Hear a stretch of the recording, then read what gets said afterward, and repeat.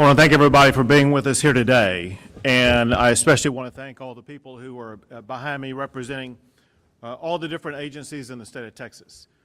Obviously, we have a very substantial winter storm coming into Texas over the next few days that will be in the state of Texas for the remainder of the week. We want to make sure that our fellow Texans know exactly what is coming, what to expect. We want them to know what Texas has been doing for basically an entire year now to be prepared for the storm, in addition to steps that have been taken over the past week or two, as well as what we will be doing over the course of the remainder of the week. One of the most important things that we can do today and every day going forward is to make sure that we are remaining in close communication with everybody across the state to update you on exactly what is happening, what to expect, and how to respond. First, I want you to know that we are utilizing every applicable state agency to make sure that Texas will robustly respond to this extreme cold winter storm that is going to be sweeping across Texas. It includes the Texas Division of Emergency Management, the Texas A&M Forest Service, the Texas A&M Engineering Extension Service, and Texas A&M Texas Task Force 1. That includes Texas A&M AgriLife, the Public Utilities Commission, Railroad Commission, Energy Reliability Council of Texas, the Texas Commission on Environmental Quality, the Texas Department of Transportation, the Texas Military Department, Texas National Guard, Texas Parks and Wildlife, Texas Department of Public Safety, and the Texas Department of State Health Services. Let me run through top lines of what some of these agencies are working on, and then some of the agency heads or people with those agencies will be telling you more about what they are doing. First, the Public Utilities Commission. They've held meetings with utilities on winter preparations, and that is in the aftermath of a multi-month-long process where they have been inspecting all of the power generators in the entire state of Texas, and at least 99%, if not more, of the power generators in the state of Texas have passed inspection or are fully operational. The PUC, will provide staff 24/7 for the State Operations Center, and provide updates about utility and electric outages across the state. Importantly, and the head of the PUC will explain more about this, but they are already bringing more generation online sooner than what happened last year. They have additional crews already deployed, and Peter Lake, the head of the PUC, will be explaining more about this, but he will be explaining the process and concept of power outages that could occur across the state. Understanding this important structure for the Texas power grid system. The Texas power grid is operated by ERCOT. They have the capability of providing a certain amount of megawatt power across the entire state during any given day. During any given day, there are reasons why there may be power outages that have nothing to do with the power grid whatsoever. This moment is an example of that. At this moment, Texas has an excess of 15,000 megawatts of power available for people across the entire state. That said, there are almost 5,000 Texans without power right now. That same concept may happen during the course of this particular winter storm, and there are a variety of reasons why people may lose power. It could be that power lines are down, power lines by the company that customers enter into contracts with. Those power lines could go down because a tree falls on the power lines, and the power lines are no longer able at that particular time to deliver power to a home. That's what those transmission companies that deliver power to your house, it's their job to make sure that they get those power lines back up and running again. The same thing could happen during a winter storm. It could be either ice on power lines that would cause a power line to go down, or it could be ice on trees that causes a tree to fall and on power lines and cause the power line to go down. That doesn't mean that there are challenges with the power grid in the state of Texas. It means that for a short period of time, a particular neighborhood may be without power, but know that your local power company that you have contracted with is working to make sure that that power will be restored quickly, even though there may not be a problem with the Texas power grid itself. ERCOT, and the head of ERCOT will tell you more about this shortly, but last Friday, ERCOT issued an operating condition notice for forecast cold weather starting tomorrow. Yesterday, the forecast for electricity demand showed demand for electricity that may have been less than some earlier forecast. The change in forecast is driven by things like changing weather predictions, and as the weather forecast become more clear, so will predictions for the amount of electricity demand. ERCOT has not yet requested enforcement discretion from TCEQ or the Texas Commission on Environmental Quality, though they are prepared to do so as the week progresses if the need arises. And ERCOT is using a conservative approach to grid management and forecast to make sure that they are prepared. It's our understanding, as we discussed just moments before coming out here, that the time during the course of this winter storm when we are expecting the highest demand for power from the power grid is going to be on Friday morning. Today, right now, the prognostication is that ERCOT will have an excess of 15,000 megawatts of power available even at the time of highest demand. So ERCOT is well prepared for conditions as they currently stand, but remains flexible in order to be able to be responsive to power demand needs. The Railroad Commission, and again, Jim Wright of the Railroad Commission will tell you more, but top line, the Railroad Commission conducted operational calls with local gas distribution companies, major gas producers, and pipeline operators throughout the state yesterday. All are prepared for any potential inclement weather and do not anticipate any significant operational challenges.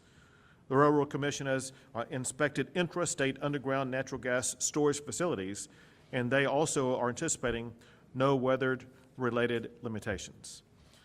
The Texas Commission on Environmental Quality, they have deployed their emergency management support team, their disaster response strike teams, and emergency response hazmat contractors. They're all on standby to assist local governments with any air, water, or waste-related issues, including drinking water, wastewater issues, and emergency response activities.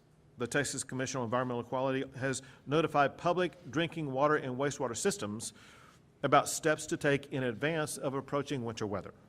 They also are working with ERCOT on TCEQ's power emergency procedures, especially as they could apply to power generators. A work group has been created to screen emissions reports for cold weather-related conditions. TCEQ also has contacted EPA Region 6 to begin coordination of any possible response activities and response requests. The Texas Department of Transportation is highly engaged and will play a pivotal role in maintaining public safety over the course of this winter storm. First, to explain the important role of Texas Department of Transportation, we are expecting, beginning here in about 12 or 18 hours, not only cold coming in on the north side of Texas in the Panhandle region, but also precipitation. Some of it will be snow, some of it will be sleet, some of it will be freezing rain, some of it will be rain that will freeze on roadways, and that over the coming days will continue to come across the state of Texas.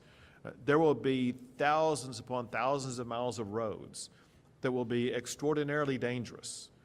One of the most important things we can convey to our fellow Texans today is that over the coming few days, the roadways could become very treacherous. As precipitation falls on these roadways, in addition to black ice, which is hard to see and even more difficult to navigate, there will be other road conditions that could put your life in danger if you use those roadways. So we urge our fellow Texans to proceed with great caution as you choose to travel about your region, knowing that different regions will be facing different challenges on roadways. So with that said, TxDOT, the Texas Department of Transportation, have already deployed 4,000 personnel to assist in this process. All 25 Texas Department of Transportation districts are engaged in winter weather preparations and have crews that are working 24/7.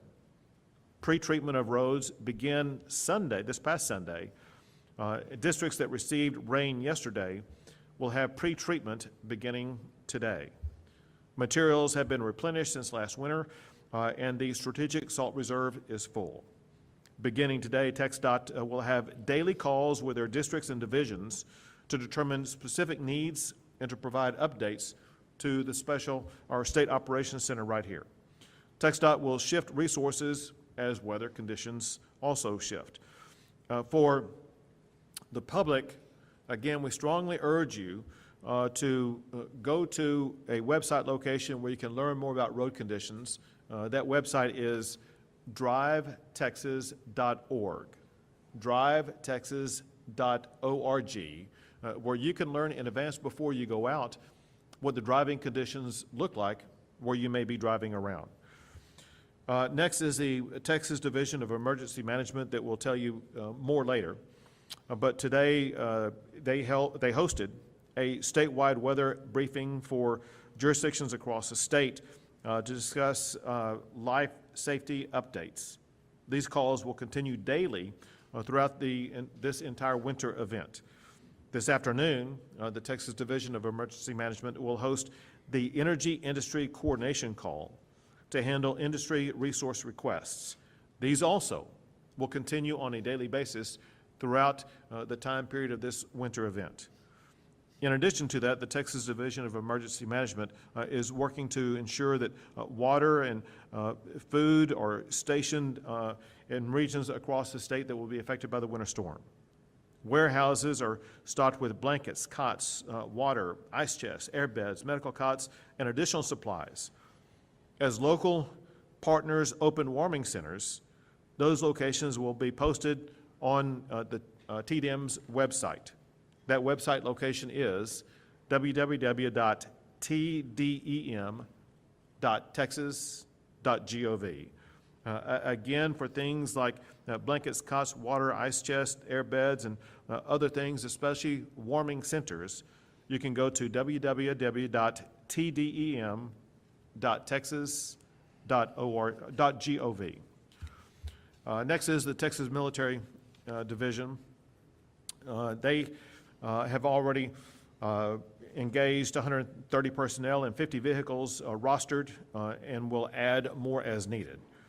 They have 5 winter weather mission ready packages staged in Abilene, Wichita Falls, Lubbock, Brownwood, and Round Rock. Those packages include winter weather packages comprised of 18 personnel, Humvees, wreckers, and field ambulances. TMD has rostered a command and control package in Waco, and they are also supporting the State Operations Center logistics branch as well as the military desk. The Texas A&M Forest Service is prepared to assist local agencies, including the Texas Division of Emergency Management and TxDOT, with winter weather support. They are currently assigned to support TxDOT in the Amarillo, Brownwood districts and have additional resources available across the West Texas region and the Panhandle region. Among other things, they have saw teams ready to help with fallen trees, which again is the kind of thing that we expect when we see the type of icing event that we will experience. The Texas Parks and Wildlife, game wardens and park police officers are on standby statewide to assist in any area affected by winter weather. The Texas Department of Public Safety, the same. These are the state law enforcement, and among other things, they will be also working to ensure roadway safety across the entire regions of the state of Texas, which is most of the state, that will be affected by this winter storm. And the Department of State Health Services, they are coordinating with hospital preparedness providers on resource needs and requirements for hospitals including reporting of facility issues, things that could arise, such as power outages, water issues, medical surge staff, or overnight lodging requirements. The Department of State Health Services is coordinating the Texas Emergency Medical Task Force resources to support winter weather response needs. They are also coordinating with the Texas Health and Human Services Commission on plans for any potential emergency evacuation of state-supported living centers or other similar facilities. They also wanted me to make sure that the public remained aware about something that can happen during a winter storm, and that is carbon monoxide poisoning. So please be aware of and follow all advice to make sure that over the course of the winter storm, you avoid the potential for carbon monoxide poisoning. DSHS stands ready to assist in that regard. Now, I'm going to have the other folks who are sitting at the table with me provide additional information from their particular divisions, including initially Chief Nim Kidd, Chief of the Texas Division of Emergency Management. Thank you, Governor. As you mentioned, the Emergency Management Council is ready. This morning on our call, we had over 1,000 local jurisdiction lines calling in. I just want to highlight one, the city of Corpus Christi. Made sure that we knew that they have warming centers that are open. They'll be posting them on their website. Their focus is on the homeless in that community. They will give free transportation to their warming centers. They've increased services for animal care and increased communication with their community and their local media. That's the kind of example of a great jurisdiction that we hope all jurisdictions in Texas are doing right now. Our message to citizens is pay attention to your local forecast and pay attention to your local officials. The governor mentioned our website, tdem.texas.gov. That's where we will post the location of all of the warming centers that the local officials share with us, as well as we will re-implement the plumber's locator app in partnership with the Board of Plumbing Examiners. As we know, as winter storms come, pipes can freeze. We want to be ahead of that. I also want to remind people about the 4 Ps. People, pets, pipes, and plants. We need to be taking action now to protect those in our homes. This is going to be a very cold event, and the wind chills could be deadly. We want to make sure that anybody that's in the way has a warm place to go. And as you'll hear more about, and we cannot overemphasize, driving conditions will be treacherous. If you do not have to get out and drive when the roads are iced over, please do not do it. Thank you, Governor. Thank you. Now, next is Director Steve McCraw with the Texas Department of Public Safety. Thank you, Governor. Obviously, your overriding priority is preservation of life. And anytime we have these events, there's not a time that's worse for a Texas State Trooper or for a TxDOT employee than these icy road conditions. If you don't have to be out there, just like Chief Kidd said, don't be out there. Like the governor said, don't get out there. There's no one skilled enough to drive an automobile at highway speed in icy conditions, period. And the last thing we need to do is lose life on the roadway. So we got 313,000 miles of the roadway in Texas, so please be safe, stay off the roadways. Thank you, Governor. Thank you. Next, we have Mark Williams with the Texas Department of Transportation. Thank you, Governor.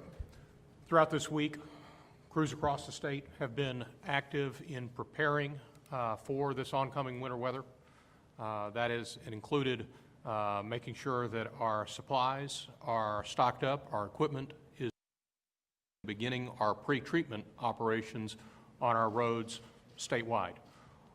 We have district personnel that have been deployed to areas where we think that there'll be greater impact, such as North Texas. All told, we have about 4,000 personnel engaged, about 2,400 pieces of equipment that are part of this effort. Some of the key messages, though, that we have and that we're pushing out through our message boards and trying to get out to the motorist, as has been emphasized, we expect the conditions that we will see will make for very hazardous driving conditions. And that despite efforts with pre-treatment, we cannot guarantee 100% that roads won't have unsafe conditions on them. And so it's very important that motorists be aware of those road conditions, drive to those road conditions, slow down, and if you do not have to get out when the roads are icy or snow covered, please don't. Something else that's also very important that we're trying to get out to motorists is, as has been noted, our personnel are actively engaged in pre-treating our roadways statewide, and they're going to be actively engaged in responding when winter weather precipitation may begin to accumulate on those roads. We ask that motorists give our operators room to do their job and to help keep us safe while we're doing our best to keep you all safe.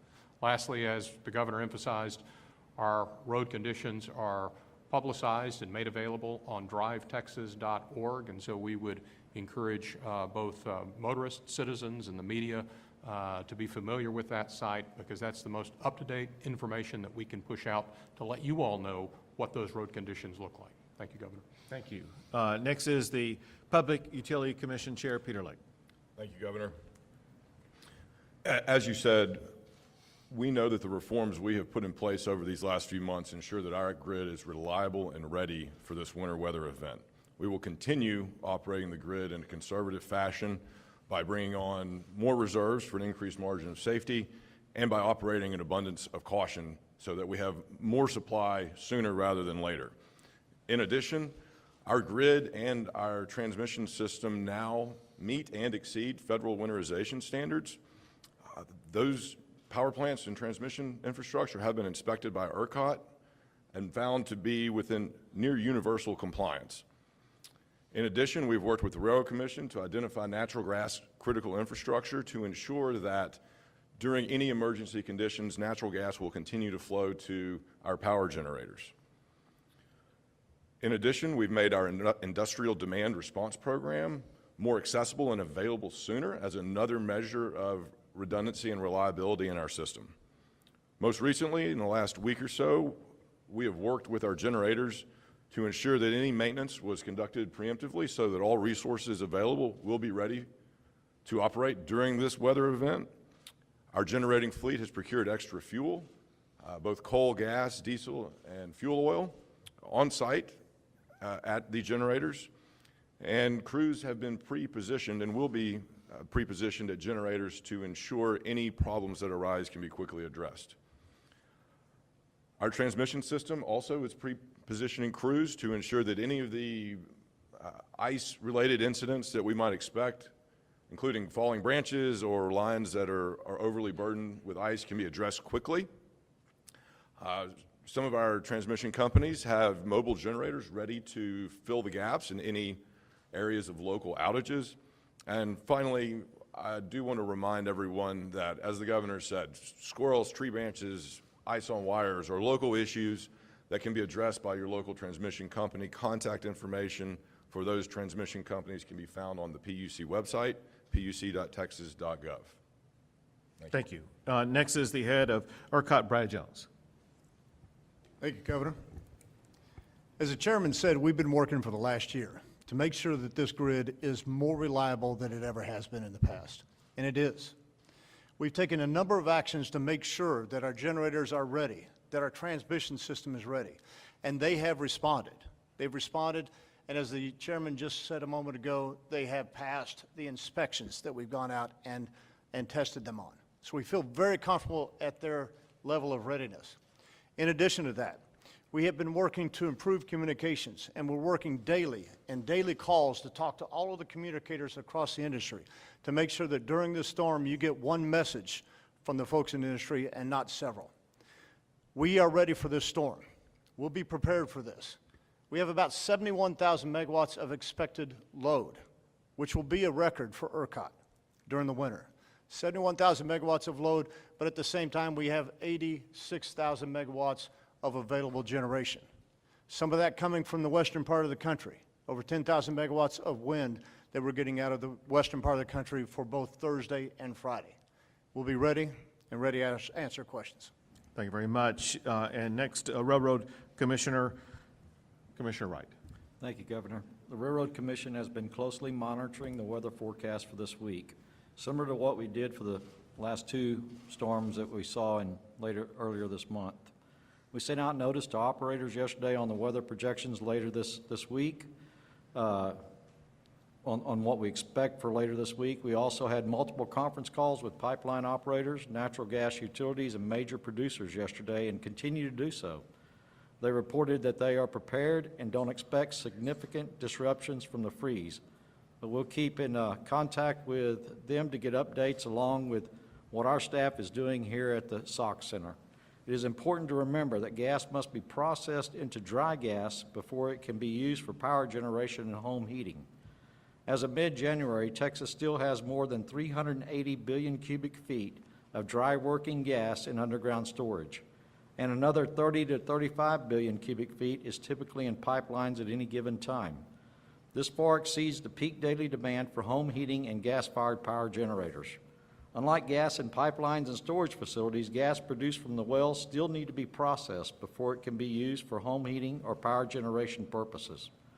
Real-time production by nature can fluctuate throughout the day from hour to hour due to a variety of reasons, such as scheduled maintenance and downtime for safety reasons. Average statewide daily production can vary as much as more than 2 billion cubic feet per day, even during non-winter time periods. But this means the vast majority of gas production, more than 90%, stays online. Finally, the Railroad Commission has mobilized more than 200 of our inspectors since last fall to get a first-hand look at winterization at natural gas facilities, including all underground storages in the state and critical pipelines serving power generators. Inspectors have visited more than 4,000 facilities so far.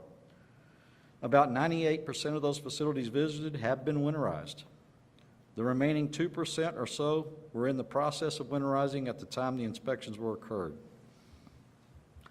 RRC visited them in the last few months. Our inspectors are visiting more facilities as we speak and will continue to do so throughout this winter. Thank you, Governor. Thank you very much. Seth will take a few questions. Hey there, Governor. You had mentioned earlier the Texas Energy Reliability Council, which is part of the legislation that was passed to reform the grid. I know that group has met several times, but all behind closed doors. Can you commit to maybe having a few of those meetings open to the public or live streamed like the PUC and ERCOT meetings are? Was that to me or to Peter Lake? I guess to all of you collectively. Do you think we can have better communication from how those meetings are going with all characters involved in those meetings? So I'm going to take the first shot at providing you a level of communication. Chief Kidd will provide additional information. Peter Lake may also. But listen, obviously, we want to achieve greater transparency to make sure the public knows what's going on. Sometimes there's various reasons why things have to be decided without the public being involved. I can't tell you what all those different scenarios are because I am not present during those times. But I just want you to know and the public to know that our goal is to achieve the greatest level of transparency. We know that the more the public knows about what's going on, the more trust and confidence they will have in the process. We want to earn that trust and confidence. Chief Kidd? Thank you, Governor. And Maggie, that's a very important question. Thanks for asking that. Listen, you know by the legislation, I chair the Texas Energy Reliability Council. You also know by legislation that the legislature put in place certain safeguards or parameters for public meetings and open records. And I believe the reason for that was to get these industries that don't usually work together, that need to work together, to be able to communicate. I hope what you will see and what the community will see is the actions of TERC are evident here today. Look at the level of communication between these agencies that we really didn't have a purview into before. I can also commit that the legislature mandated a report to them in November. And so before November, you will see public documentation and things that go into the public about the actions, the efforts, and the outcomes. And I can tell you to this point, the members of TERC, the 5 state agencies and the 19 appointees have been working day in and day out together. We've had face-to-face meetings several times a month, and several of them have broken into work groups that are meeting weekly now in order to really do what the legislation says, foster communication between the energy and the electric utilities in Texas. Thank you.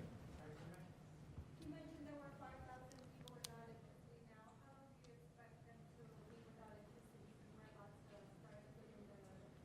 So those who are currently without power, they are without power for reasons unrelated to the power grid. On the map that I looked at, I couldn't tell exactly where they were located. I did hear some reports that some occurred in the Houston area, I think yesterday. And they may have been related to weather events unrelated to a winter storm that occurred in Houston yesterday. Having lived in Houston myself, I can tell you there's oftentimes a lot of trees that fall on power lines, and that is commonly the reason why power is down. Can't confirm that right now, but that would be a reasonable explanation for why some people may be without power. CenterPoint typically is the power company involved in providing power in the Houston area, and I know that they work around the clock to restore that power as quickly as possible. Seth? Governor Abbott and Chief Kidd, what is your metric of success when you say that if our grid will be reliable? Is it no blackouts or no load shed, or is it no catastrophic blackout?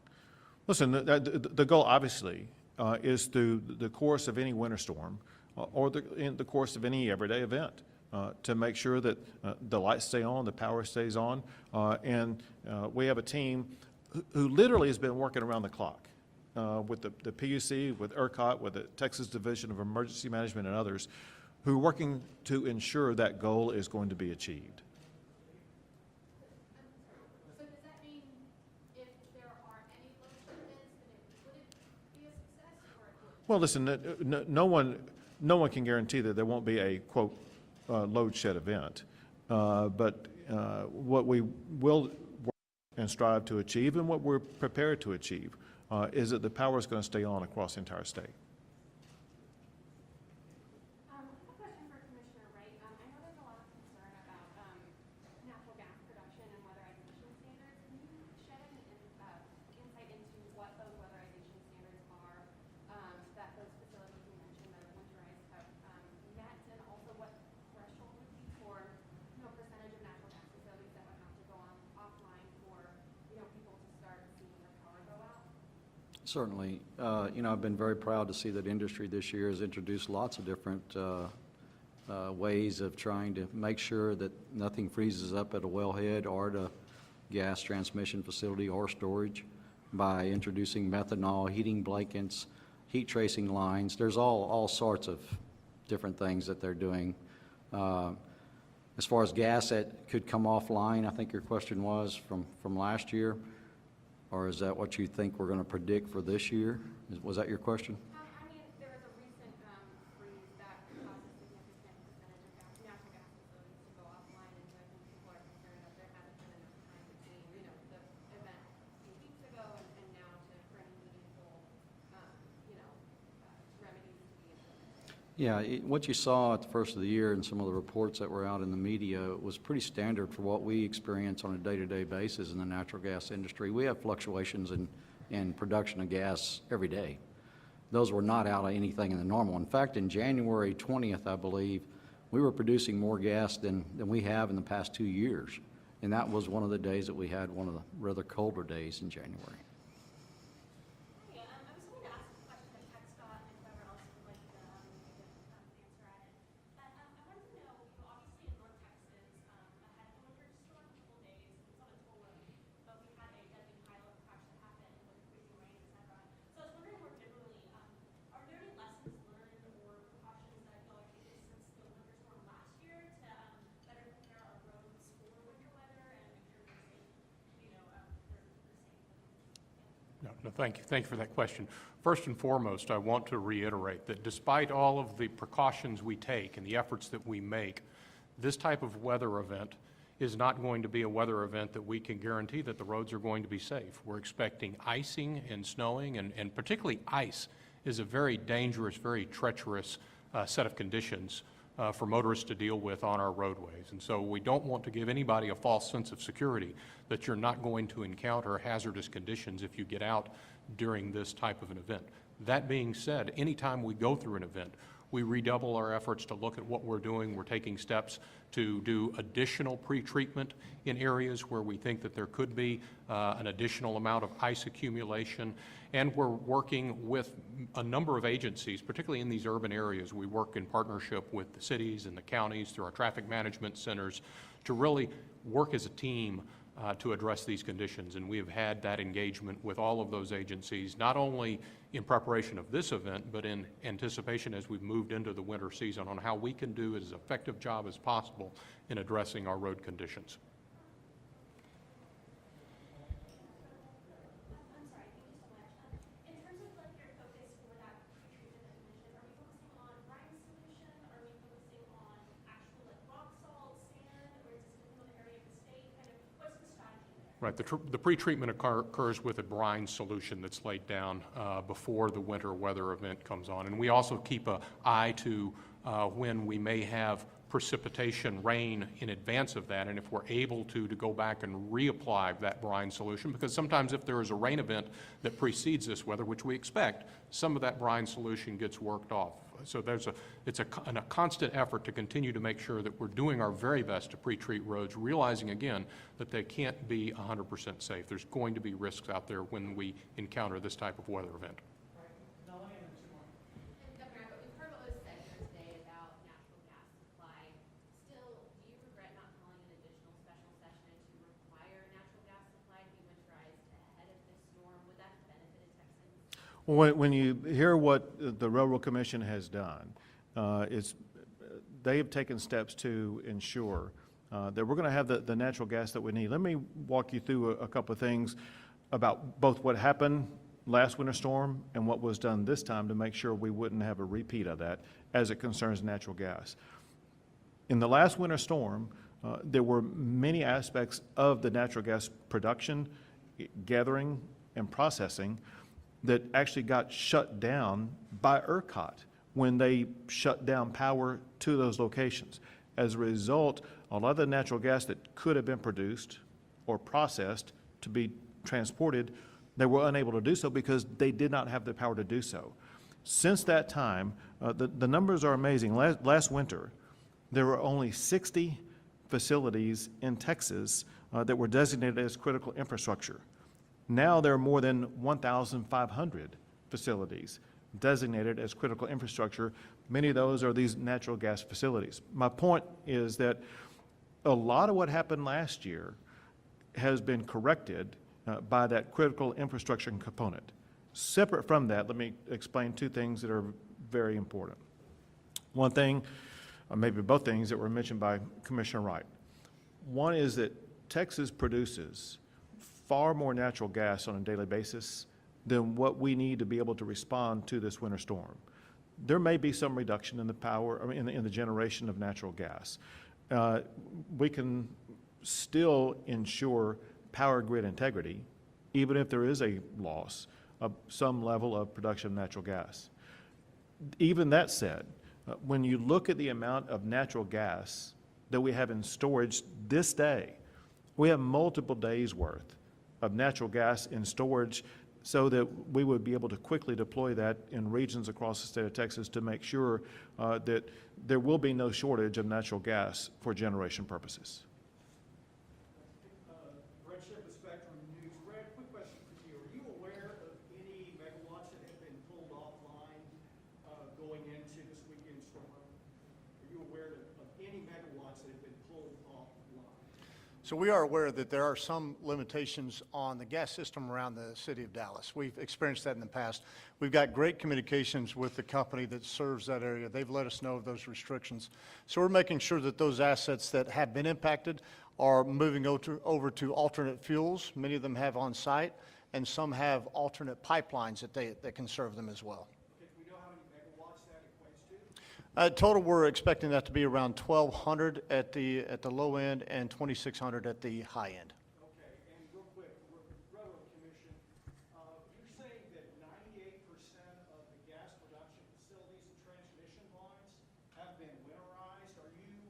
I'm saying that they've taken steps for more winterization than they've had in the past. And our inspections, that means just what I had said earlier, that we've introduced ways of not having things freeze up, like methanol, heating blankets, heat tracing lines, those kinds of things. You've introduced, does that mean they have implemented?